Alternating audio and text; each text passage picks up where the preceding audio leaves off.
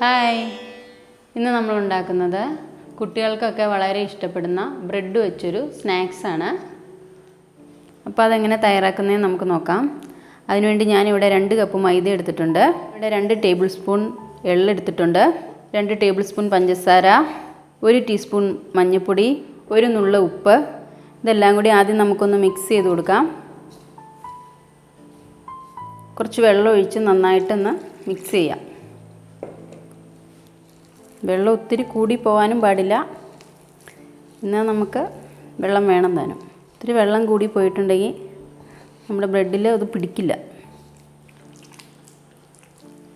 ഇപ്പോൾ നമ്മൾ മിക്സ് ചെയ്ത് കഴിഞ്ഞിട്ടുണ്ട്.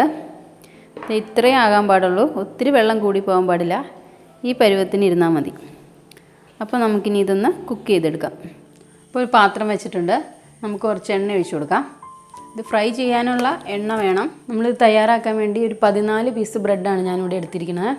1 കപ്പ് റസ്കിൻ്റെ പൊടിയും കൂടെ എടുത്ത് വെച്ചിട്ടുണ്ട്. അപ്പോൾ നമുക്കൊരു ബ്രെഡ് എടുത്ത് നമ്മൾ മിക്സ് ചെയ്തേക്കുന്ന മൈദയിലൊന്ന് മുക്കിയിട്ട് ഈ റസ്കിൻ്റെ പൊടിയിലും കൂടി നമുക്കൊന്ന് ചെറുതായിട്ട് മിക്സ് ചെയ്തിട്ട് നമുക്ക് എണ്ണയിലിട്ട് കൊടുക്കാം. ഞാനിവിടെ ബ്രെഡ് റോസ്റ്റിന് മീഡിയം മധുരമേ ചേർത്തിട്ടുള്ളൂ. നിങ്ങൾക്ക് കൂടുതൽ മധുരം വേണമെന്നുണ്ടെങ്കിൽ കുറച്ച് പഞ്ചസാരയും കൂടി ചേർക്കാം. നമ്മളിങ്ങനെ എണ്ണ നന്നായിട്ട് ഇതിൻ്റെ മേളിലും കൂടി ഒന്ന് ഇങ്ങനെ താത്തി കൊടുക്കുകയാണെങ്കിൽ ഇത് പെട്ടെന്ന് ഫ്രൈ ആയിട്ട് വരും. പിന്നെ 2-3 പ്രാവശ്യം ഇങ്ങനെ ചെയ്തിട്ട് നമുക്കിത് എടുക്കാം. അപ്പോൾ ഇതായിട്ടുണ്ട്, ഇത് നമുക്ക് എണ്ണയിൽ നിന്ന് എടുക്കാം. അപ്പോൾ ഇങ്ങനെയെല്ലാം നമുക്കിങ്ങനെ ഫ്രൈ ചെയ്തെടുക്കാം.